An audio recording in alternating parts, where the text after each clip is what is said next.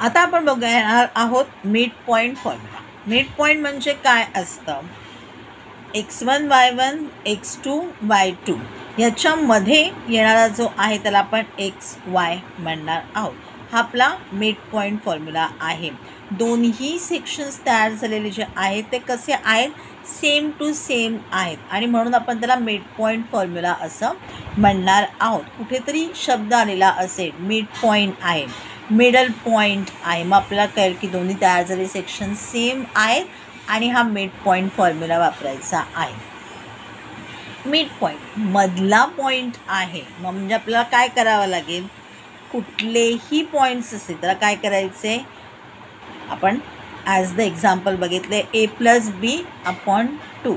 म्हणजे समजा आता आपल्याला मिड पॉईंट काढायचा आहे, हा एक्सचा काढायचा आहे, तर x1 + x2 डिवायडेड बाय 2 किंवा वायचा काढायचा आहे y1 + y2 डिवायडेड बाय 2 की आपल्याला वायचा आन्सर मिळणार. हा आहे आपला मिड पॉईंट फॉर्म्युला.